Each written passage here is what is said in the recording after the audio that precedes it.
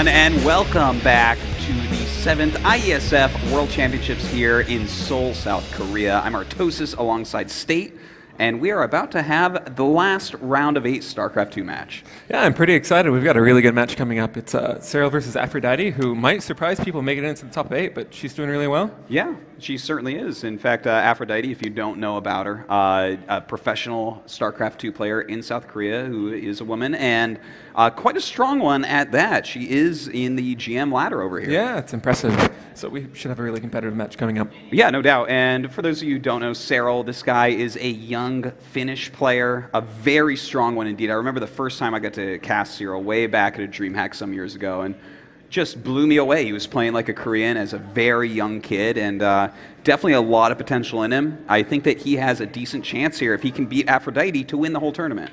And the winner of this match will be in the top 4, is that correct? That's right, yeah. So. And for those of you who are tuned in right now, please go out there and let people know that we're on. Definitely not enough people watching this for how cool the tournament IESF is. We have so many different countries, so many different gamers coming together here in Seoul for this tournament. We have Hearthstone here, StarCraft, League of Legends, and as you can see, look at all these different countries that sent players down here. It's just an awesome tournament to be a part of. Yeah, this is a really exciting match coming up too. Indeed it is. Well, South Korea versus, where is Serral from again? He is from Finland. Finland. I think Aphrodite is the last South Korean representative in this tournament too, which might surprise a lot of viewers. Yeah, in Hearthstone they're already out, so that's definitely something to take into consideration. But take a look here, guys. This is how the group phase went. Now, we are in the round of 8 right now, but this is the last match left, which is Serral against Aphrodite. Other than that, we actually have Mystery going through. We have Ender going through overnight in there. That was kind of a surprising one. And then Haas actually taking out Zanster, the very aggressive Taiwanese Protoss, showing a lot of skill here this weekend. So there you have it, the bracket indeed. So Aphrodite, this is Terran's last chance in this tournament. Yep. Last Terran in the top 8. Tomorrow we will have a PvP between Haas and Mystery. And the winner of this match will go on to face Ender. And yeah, I feel like regardless of who wins, that's going to be a really close match. Yeah, I think you're right. Ender, he's been around forever and doing very well, but I guess we can talk more about him tomorrow when we get to cast that. But as we see here, our map set for this will be Orbital Shipyard to start out for Young Terraces as map number 2. Oh, that's a fun map with all those gold bases. And then if we make it to set 3, Ruins of Ceres, an absolutely gigantic 4-player map. So 3 maps that play out completely differently here. Yeah, and I'm actually not quite sure how Cryon Terraces plays out in TVZ, but definitely in the ZVP matchup, it's really a Zerg favorite map because of how quickly you can get those gold bases going. Yeah. You know, gold bases, they're pretty good, right? But, yeah, so I'm interested in seeing how that map plays out. But this first one, Orbital Shipyard, pretty straightforward macro map. In-base natural expansion, easy to take third.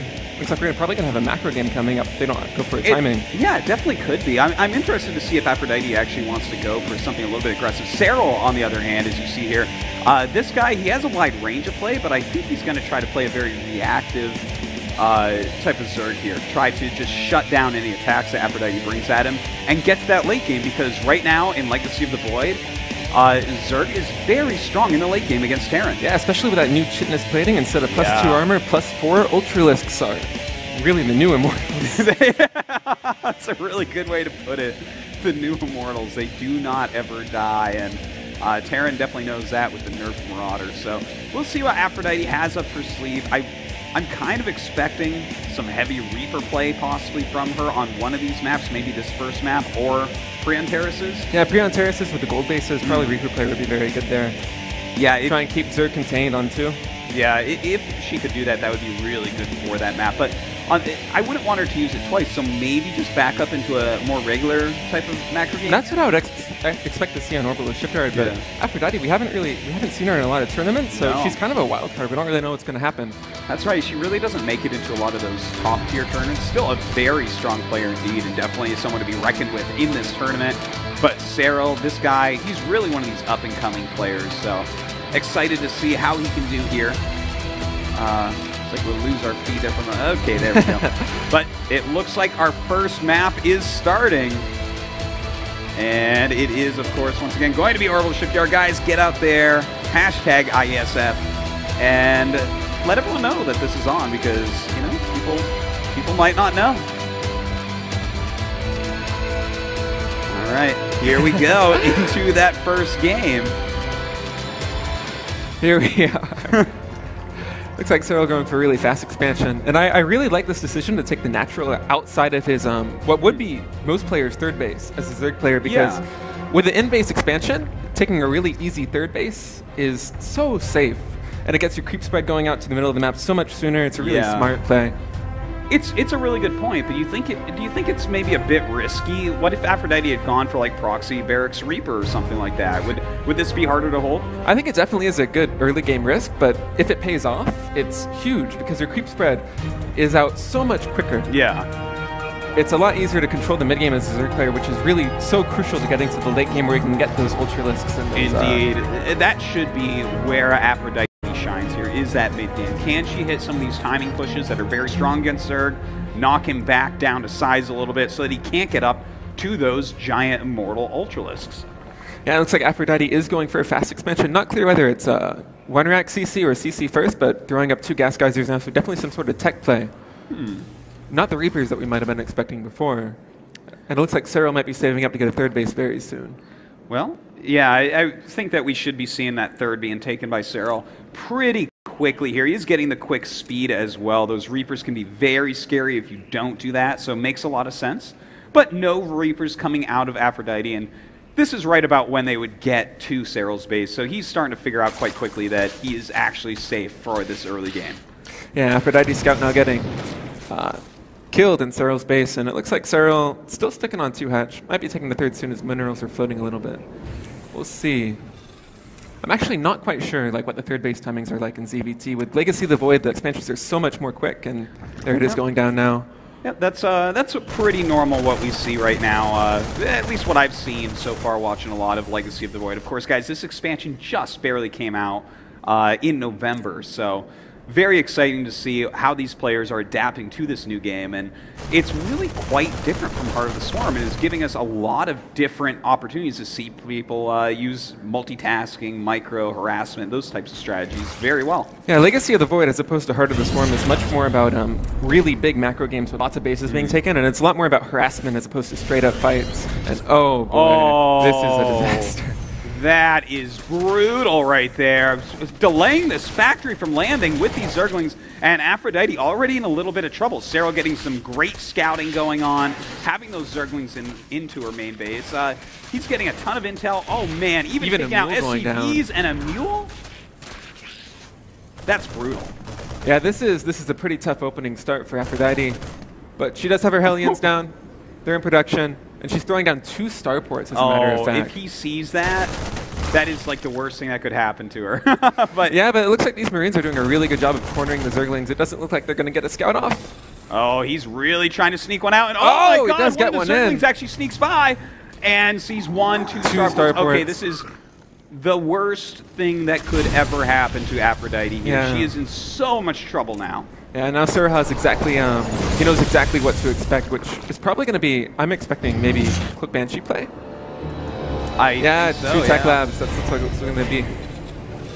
Well, you know, this is, I don't know how well this is going to work out now that it's been scouted. Seeing those 2 starports, I think that's pretty much what you would expect here, is that it's going to be a couple 2-port Banshee. Yeah, if these 2 starports had gone unscouted, it had the potential to do so much damage, but now that Serral knows exactly what to expect, it's probably unlikely to get too much done. Taking his creep somewhere there for a second. Well, we have some Roaches out right now. Already 5 Queens out for Serral as well, so he's able to get a lot of creep spread down on this map, and of course, having that many Queens, it's going to help out against the Banshees quite a bit as well.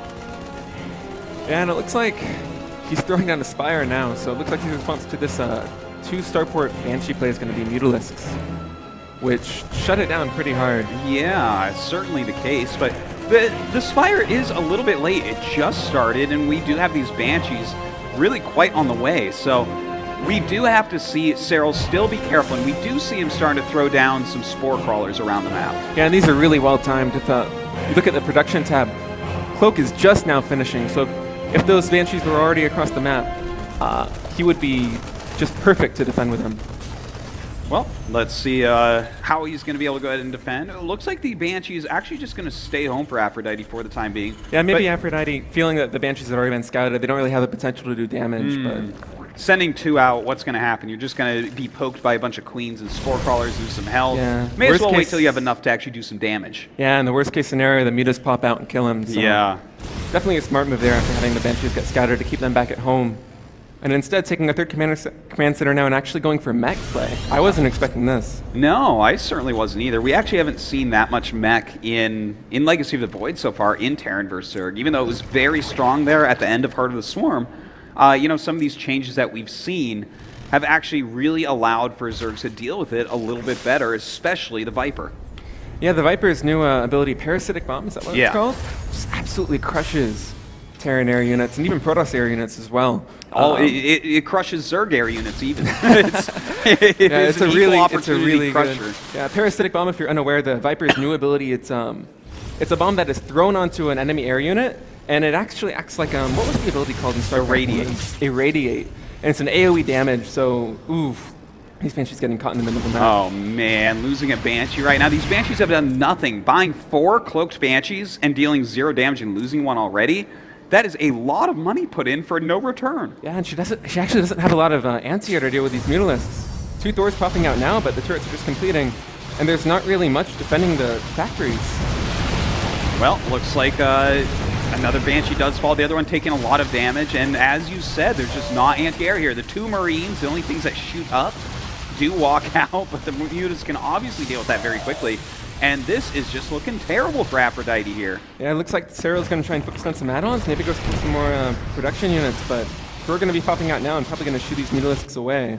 But, oh, wow, a lot more just coming into her main base. The Mutas actually kind of are zoning out all the ground units, so it looks like Serral can go ahead and hit this front anyways. Not really microing that very carefully, but here we go. Actually getting in. A depot is down, so the Roaches and Lynx can come in immediately, but there is a siege tank. There are a lot of Hellions as well. Mutas fly forward, taking out the Banshees, and starting to help out here on the siege tank as well. Yeah, it looks like Aphrodite actually has a pretty big ground force, but the Roaches and Lynx are doing so much damage. Even though she's defending, this is a really good trade for Serral. Oh, look at that. Taking down so much right now. Even these Thors taking a lot of damage here. Yeah, the Zerglings around on the Thor. She's not able to repair it, and then just 1 remaining. Man, her army is so small right now. A few units are popping out. Another contamination there on the factory. Yeah, Serral really using absolutely everything in his power to deal damage to Aphrodite. Yeah, and more Roaches and Lynx rallying across the map, and those 2 contaminates, one delaying the story, allowed her to pick it off with the Zerglings, and the second one delaying her production even more. Had a really big impact on her not being able to defend that push. Wow. Very well done by our Finnish player here, Serral. You know, I gotta say, I think what was key for him here was when he got those Zerglings into Aphrodite's base. When he got those in, not only did he harass her, slow down the factory from landing, you know, keep her busy, kill a few SCVs, but he scouted that double starport, which has to be a surprise. Yeah, and once you scout that double starport, the potential as a Terran player to actually do damage with that, it's almost non-existent against any competent Zerg player. So Serral, one of the best Zerg players out of Europe, as soon as he spots that, he knows exactly what to do. And those Banshees did no damage, and Serral responded perfectly. Yeah, and, you know, to make 4 cloaked Banshees, to make 4 cloaked Banshees and have them do nothing, this is why she didn't have any defense against those Mutalisks. She put so much money into getting those Banshees out, and the fact that he scouted that, the damage wasn't done, he was able to get right into those Mutalisks and just clean her up very quickly. So, kind of a very technical, sneaky build by Aphrodite, absolutely falling flat, but that doesn't mean that our next game is going to look anything like that. And I'm actually wondering whether she's going to go for the similar style of mechanic play, or if she's going to switch it up and go bio, because, at least in my opinion, after watching a lot of Terran versus Zerg games, say on like streams on Team Liquid, it seems like bio is typically what Terran players are going for. Yeah. Definitely, I've seen that as well. I don't see hardly any mech right now, like a lot of bio play. Have some Liberators mix in there. That's a unit that can be very difficult for Zergs to deal with. We'll see what she goes for, but the next map being Crown Terraces, you have to be careful about those gold bases, because Zerg loves gold bases. Absolutely. Being able to produce a lot of units on a low drone count is one of Zerg players' dreams. Because a lot of the big vulnerabilities in Zerg play come from when you're droning up to try and fully saturate your 2 or 3 bases. But when you have gold bases, you need so few drones to saturate that and get a good income that you can immediately start producing ground units to defend any sort of push that comes your way. So Aphrodite definitely going to have to pull out another aggressive build this map. Yeah, you know, what I would really like to see from her here is some heavy, aggressive Reaper play. I think that, you know, even up to 3 Barracks Reaper can be quite strong right now. And that might be something, if Serral gets greedy, that could knock him down. Yeah, especially on Prion Terraces with 2 entrances in the main base for the Reapers to come in. Unlike Orbital Shipyard, which is very straightforward, Prion Terraces, there's a really good chance that the Reapers can do damage if he decides to go for them. All right, well, we do have the game starting now in Prion Terraces. In the top left, our Zerg player, it is Serral. And in the bottom right, spawning is the blue Terran. Blue, you say? In the bottom right, spawning is the blue Terran, we have the Korean Terran player, Aphrodite, who is switching it up, not going for a fast expand this game. Might be that Reaper play. Yeah, I wouldn't be surprised. As you said, there is a little place to jump up to get into the main base on this map as well. So even if she doesn't want to go for like a super aggressive Reaper play, even just getting 1 Reaper, you're going to be able to harass a little bit. You're going to be able to scout a lot. So it's definitely a strong opening, and one that we do see a lot of professional Terrans using right now against Zerg. Yeah, and I think Serral has the same kind of intuition that we have about this game, because he's going for a pretty fast spawning pool and gas geyser, so he's going to have speed very quickly to defend any potential Reaper aggression. Yeah, well, you know, those Reapers, now that they do have those KD8 grenades, it's very difficult to actually hold them off if you don't have that quick circling speed. So Serral just playing very safely here, and with that early gas, it shouldn't be too much of an issue dealing with 1 Barracks Reaper play coming at him. Yeah, Aphrodite going for a very fast expand, as opposed to going for something like 3 Barracks Reaper. I still like this play because even with just 1 Barracks Reaper, if a Zerg player plays really greedy and goes for a fast gold base, you can still do a lot of damage on that. Absolutely the case.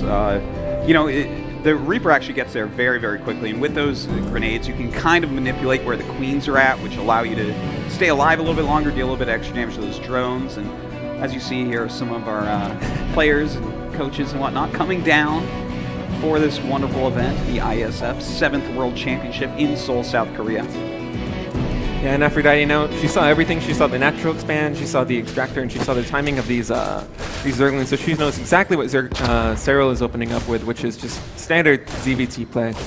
Yeah, and, you know, based on what she's seeing here, I don't think she's going to be scared or anything. This is probably what she expected anyways. And it's good that she decided to just go ahead with the single Reaper opening as opposed to something a little bit more aggressive, because with how conservatively Serral's playing this, no quick gold base, you know, and the fact that he's getting such quick speed, I don't think that additional Reapers really would have made too much of a difference. Yeah, I really like the decision to go for a fast 3rd command center.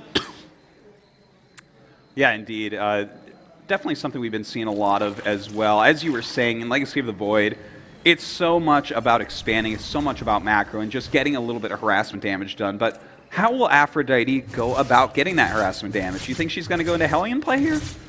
Oh, well, the factory's finishing up now, so it looks like it's going to tell, but I don't know. On this map, with Speedlings already out, I don't think Hellions would do that much damage. And it looks like her tech choice is actually going to be a tech lab on that factory, and she's going for a siege tank, so she's playing really safe. Yeah, that's very safe. She might be looking to actually take the gold base very quickly this game and using the siege tank on the ledge to defend it. Oh, but these Zerglings. Oh, that's annoying. That's yeah, even no cancel. Oh my god, oh, she's actually going to go ahead and lose a few of these Marines here. 3 Marines out in the open. And it looks like they will be taken down. Of course, a reactor on that barracks, able to pump out some more Marines and be able to chase these off. But those Zerglings, very worthwhile here for Serral. Yeah, not having a wallet or a natural expansion really was dangerous. If Serral had committed to going for more Zerglings, he could have done so much damage, but as is, Aphrodite with a pretty nice defense. She lost 1 supply depot, a couple of Marines, but she was able to deflect that small attack. Well, right now, he did get to see that there's a tech lab there on the factory, so that's kind of an interesting thing. You don't see that too often early game unless it was making it for a starport. So yeah, he's definitely got to keep an eye out for what that could mean for him going forward.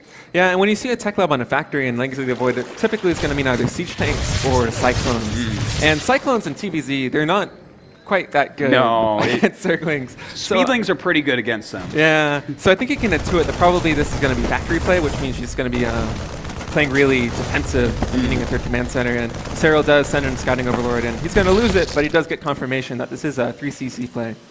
Yeah, and being able to see exactly what's there. There's 3 barracks. You know, we do have a tech lab upgrading STEM. Serral has a lot of information now, which is really nice. But Aphrodite jumping in, seeing that layer timing, and seeing those 2 the evolution coming chambers. up. Yeah, after seeing those 2 Evolution Chambers, she can feel pretty safe, as a matter of fact.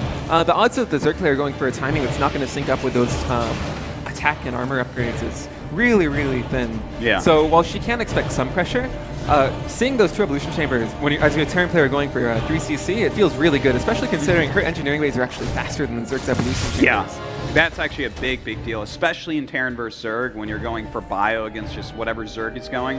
You need to have your upgrades as quickly as possible. There's so many shots going off. The upgrades really make a gigantic difference. So right now, this game looking way better than the last game for Aphrodite. Yeah, but Serral throwing out a 4th base, and it is going to be a gold. So his economy is going to be booming really, really shortly.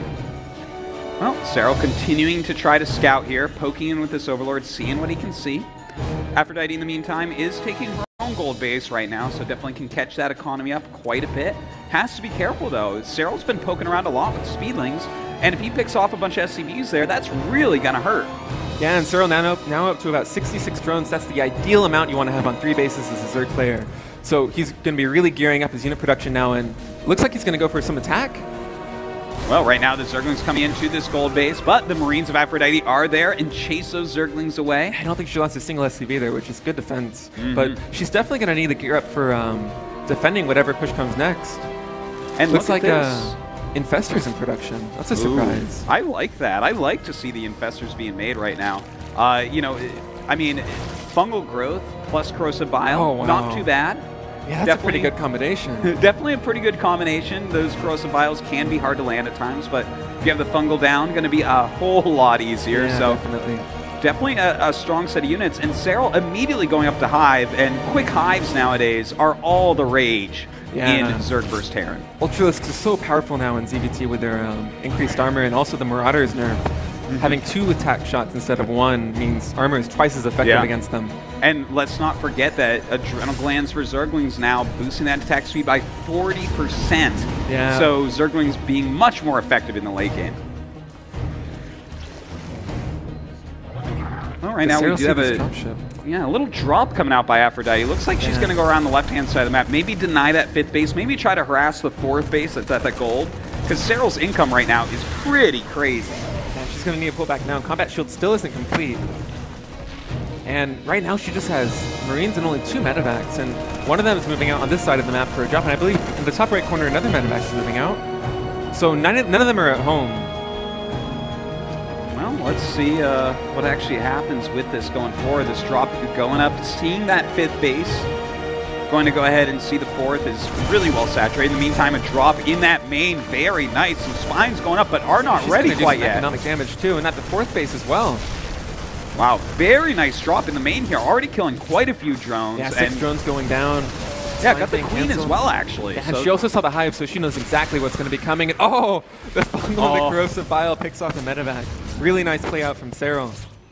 Yeah, I'm absolutely loving it. You know, sometimes if you don't go for Mulisk, if you just go for Ling, Ravager, it's hard to stop these medevacs, but with that fungal growth, it's not nearly as bad. Serral actually going for double roach drop.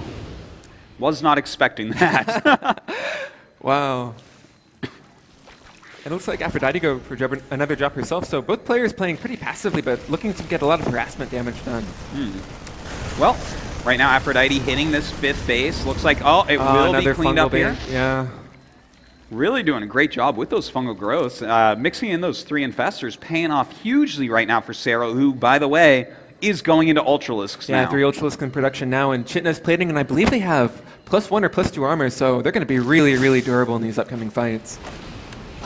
Well, right now we have a drop from Aphrodite once again in Serral's main. In the meantime, a bunch of Zerglings coming over this gold base, so Siege Tanks are going to clean them up, but the splash damage, dealing huge amounts of damage to these SCVs as well.